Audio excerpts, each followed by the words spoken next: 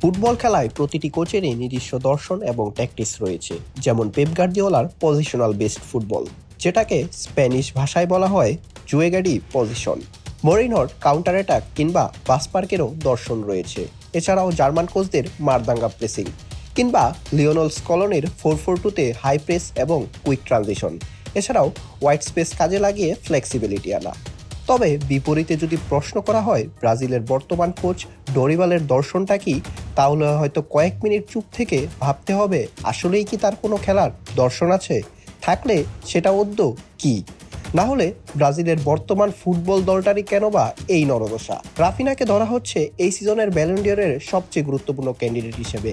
একই সাথে এই ব্রাজিল দলটায় আছেন এই সিজনের ফিফা পেস জিতা ভিনিসিয়াস জুনিয়র এবং রড্রিগোর মতো টপ প্লেয়ার। এছাড়াও মিডফিল্ডে ব্রুনো গিমারেস এবং জোয়েলিংটনরা তো তাদের নিজের ক্লাবের হয়ে প্রায় 54 বছর পরে জিতিয়েছেন অধরা এক শিরোপা। গাব্রিয়েল মাগাইলেস, মুরিলো, সাভিনো এবং কুনারাও তো দারুণ সিজন কাটাচ্ছেন দলের সাথে।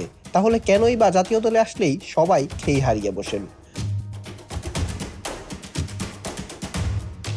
ভালো খেলে ম্যাচ হারলেও ফ্যানদের দুঃখ কমই থাকে, কেননা তারা মনে করে যে দলটা ভালো ফুটবল অন্তত খেলার চেষ্টা করেছে। কিন্তু এই ব্রাজিল দলটা আজ খেলার প্রথমার্ধ থেকেই স্ট্রাগল করে গিয়েছে। কলম্বিয়ার ফুটবল দেখে মনে হয়েছে তারাই যেন বরং নিজেদের মাঠে ফুটবল খেলছে। বল পায়ে ডমিনেট করে এনাফ গোলের সুযোগ তৈরি করেছে আমেস রড্রিগেজের দল, এবং ফলাফল হিসাবেই প্রথমার্ধের শেষের দিকে আসে সেই লুইস দিয়াজের কাঙ্ক্ষিত গোল। তবে 90 মিনিট শেষে ফলাফল ব্রাজিলের পক্ষে কথা বললেও সেকেন্ড হাফের শুরু থেকে শেষ পর্যন্ত ব্রাজিল যে খুব একটা বেশি ভালো ফুটবল খেলেছে বিষয়টা কিন্তু এমনও নয়। উল্টো সেকেন্ড হাফে বেশি চান্স ক্রিয়েট করেছে কলম্বিয়াই। বারবার ব্রাজিলের ডিফেন্স হাফে কাঁপন ধরিয়ে দিয়েছিল কলম্বিয়ানরা। যদি ভিনিসিয়াসের সেই ইন্ডিভিজুয়াল ব্রিলিয়ান্সি দেখা না যেত খেলার শেষার্ধে, তাহলে হয়তো ম্যাচটা 1-1 শেষ হতো। ব্রাজিলও পড়ে থাকতো টেবিলের 6 নম্বরে, আর ঠিক এক ধাপ নিচে নামলেই সরাসরি বিশ্বকাপ খেলার সুযোগও ফসকে যেত। তাই এক্ষেত্রে বিশেষ এক ধন্যবাদ পেতে পারে ভিনিসিয়াস জুনিয়র, যিনি একক নৈপুণ্যে ইন্ডিভিজুয়াল ব্রিলিয়েন্সি দিয়ে আজকের ম্যাচটা ব্রাজিলের পক্ষে নিয়ে গিয়েছেন। প্রতিদিন কি একজন ইন্ডিভিজুয়াল প্লেয়ার এভাবে ব্রাজিলকে শেষ মুহূর্তে বাঁচাতে পারবে? ভুলে গেলে তো চলবে না পরের ম্যাচ বিশ্ব চ্যাম্পিয়ন আর্জেন্টিনার সাথে, যেখানে আর্জেন্টিনার টিমটাই পুরোটা ওয়েল স্ট্রাকচার টিম।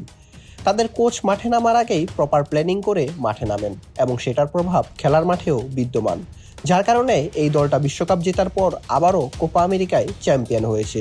আর ব্রাজিলের কোচের কথা কিনা তার প্লেয়াররাই ট্রাইব্রেকারের সময় শুনেন না, তাকে দলীয় আলোচনা থেকে ট্রাইব্রেকারের সময় বাইরে রাখা হয়। এক্ষেত্রে খানিকটা দোষ ব্রাজিলের লেজেন্ডদেরও নিতে হবে।